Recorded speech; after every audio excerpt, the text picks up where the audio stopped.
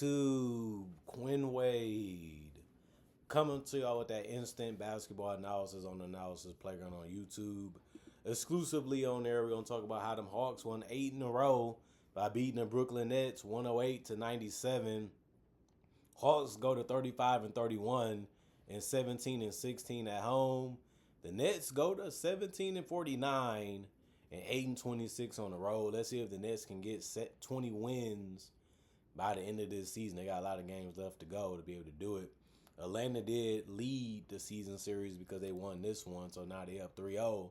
So even if they lose next month to the Nets, which is their last game against each other, they're going to still win in 3-1. Of course, if the Nets want to continue to have a better record, to be able to get better position in the playoffs and try to avoid the play-in on top of that, they might as well win that one too, and they'd be 4-0 against the Nets this year.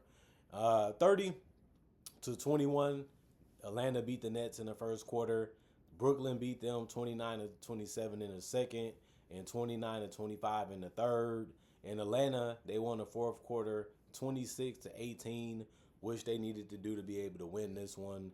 And they did win it by 11, and they did hold the Nets below 100 points. Noah Clowney, 20 minutes, 10 points, 4-9 from the field, 2-5 from 3. 6 rebounds, 1 assist, 1 turnover, 1 offensive rebound, 2 personal fouls, and he was a -4 and plus minus. He's really good at knocking down open looks. Everybody wants those type of shots, and they happy when they get them, and he's always trying to get those. But if he has to drive or anything like that, he'll do that too. Danny Wolf, he played 28 minutes. He had 8 points. He went 2 of 7 from the field, 1 of 5 from 3, and 3 of 4 from the free throw line. He didn't shoot the ball that efficiently. You'd rather him shoot threes than anything else.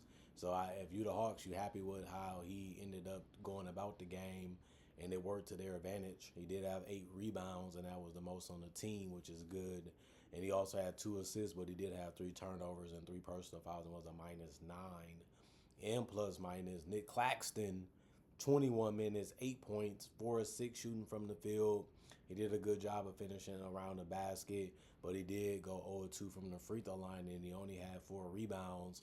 But he also got 2 assists, had 1 personal foul, and had 1 offensive rebound out of the 4, and was a -6 and plus minus. Drake Powell, he didn't shoot the ball that great either. He did score in double figures, though, and he finished 4 of 13 from the field. So those was the most amount of shots for the team for an individual player. And he did also make all of his free throws, but he had 1 rebound, 3 assists, 1 steal in the block, and he did have 3 personal fouls and was a -17 and plus minus. And Ben ended up playing 31 minutes. He had 10 points. He did a good job. He went 4 of 7 from the field and 0 of 2 from 3 and 2 of 2 from the free throw line.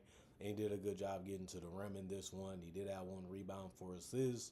The problem in the worst part of his night was 5 turnovers and 5 personal fouls in only 31 minutes. That's too much. And he was a -13 and plus minus. He did do the best he could, but they had good defense and was ready for a lot of things he was trying to do. So you got to give credit to the Hawks on defense. Jalen Wilson, 17 minutes, 5 points. He went 2 of 5 from the field, 1 of 3 from the three-point line. He had 2 rebounds, 2 turnovers, and a personal foul. He also was a -1 and plus minus. EJ Liddell, 13 minutes, 4 points. He went 2 of 3 from the field. He did miss his only shot, which was a 3. He did also have 6 rebounds, which was the most off the bench. He also had 2 turnovers, and he had 2 blocks. So it ended up being a very productive game from him. He did everything he could on both ends on the court besides get a steal and make a 3. He was a -10 and plus minus. Josh Minot really was huge for them in this game. He led the team in scoring. He had 24. He was really attacking that rim, but when he wasn't doing that, he went 4 of 7 from 3. Good handles, good drives. He also got to the free throw line and shot 10 free throws and made 8 of them. He had 3 rebounds. He also had 1 assist, 2 turnovers, 3 steals, and 3 blocks. He's lanky, he's fast, he's quick, and it's good to make plays on the ball. If you feel like you can get to it, you ain't going to really get nothing but a foul. Since you coming off the bench, you playing limited minutes anyway. Might as well go out there and do the best you can and showcase your talent. He was a +2 and plus minus. Chaney Johnson, he played 20 minutes. He had 3 points. He went 1 of 3 from the field, 1 of 2 from 3. He had 3 rebounds, 3 assists, 2 turnovers, and a steal. 1 offensive rebound, 4 personal fouls, and was a -4 and plus minus. You just happy that he shot the 3 and made it. He didn't shoot too many shots anyway, so it didn't hurt that bad. Terrence Mann was able to make a mid-range and was able to drive, and he went 2 of 2 from the free throw line, 2 of 3 from the field. He did have 1 rebound, 1 assist, no turnovers, and a personal foul, and he was a +3 and plus minus. Tyson, 18 minutes, 6 points, 2 of 5 from the field, good 3-point shooting from him. And then he had 3 rebounds, 2 assists, and a turnover. He also had 1 offensive board out of the 3, and then he had 6 personal fouls. So he was wide open. Let me take it. This is a shot that I feel like I can make. He ended up making about half, and then he also was able to dime up some guys and grab some boards while he was out there. And the Atlanta Hawks, Corey Kispert got to start. He did play 20 minutes. He had 7 points. He was the only starter for the Hawks to not score in double figures. He did go 2 of 8 from the field and 1 of 5 from 3. The threes was wide open. He just didn't make them in this one. And then the drives, he just couldn't make either. But he also did go 2 of 2 from the free throw line. He had 3 rebounds, 4 assists, and only 1 turnover. He got 1 offensive rebound, 1 personal foul, and was a +6 and plus minus. Onyeka Okongwu, he wasn't knocking down shots like he usually does.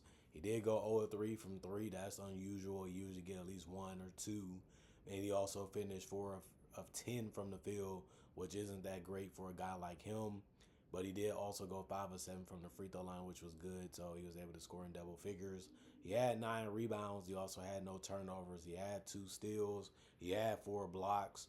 And that 4 blocks ended up being the most on the team. He also had 1 offensive rebound, 3 personal fouls, and a +6 and plus minus. Jalen Johnson, 36 minutes.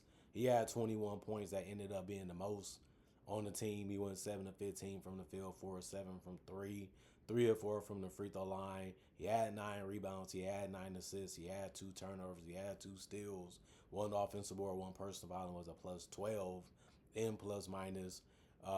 Attacking the basket, hitting the shots that he liked, getting to the shots that he felt comfortable with was what he was trying to do, and he was able to really carry the offense a lot of the times, and he also was able to get good looks in transition because of his defense. So Jalen Johnson can do a lot for you, and it's good to see him playing winning basketball too. Even though his numbers have always been there, you want to see him lead the team to more wins, and now they're 4 games above 500. CJ McCollum, 30 minutes, 14 points, 6 of 17 from the field. He did go 0 of 7 from 3, and you just don't like that because he's a good 3-point shooter his whole career, but not so much in this one, but he still was able to get some baskets around the rim, and he also went 2 of 2 from the free throw line.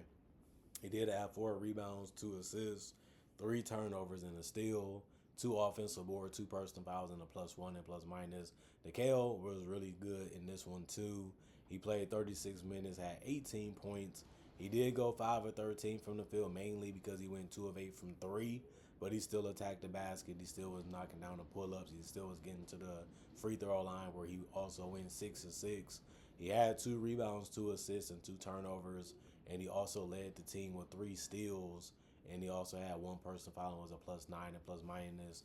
Jonathan Kuminga played, and he only played 19 minutes. He only had 2 points. He went 0 of 4 from the field, which was bad, and this was his worst game as a Hawk already.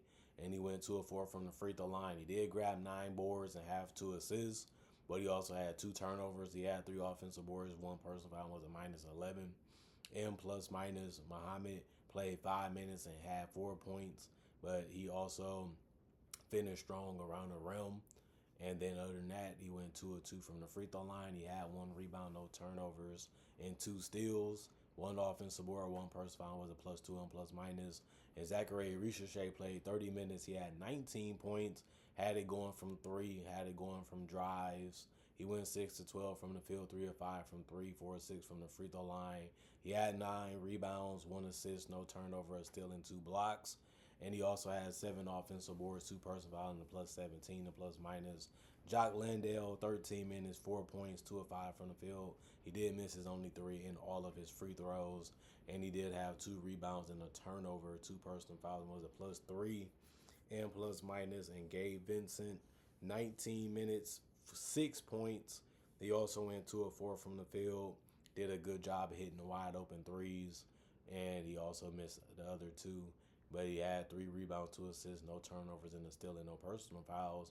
And he also grabbed the offensive board, so a good game from him. And he also finished as a plus 10 and plus minus. The Hawks didn't play as well as you think sometimes, though, throughout this one. They had to play a little of a tough game to win. They shot 39% from the field, while the Nets shot 47. They shot 30% from three, while the Nets shot 34. They shot 74 from the free throw line, but they did attempt 35, which was 13 more free throws attempted than the Nets, who shot 77%.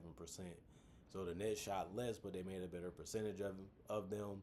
And then the 51 rebounds really helped the Hawks because they did 17 of them was offensive, and the Nets only had 4 of them that was offensive. But the Nets finished with 39 rebounds, while the Hawks, like I said, finished with 51 total.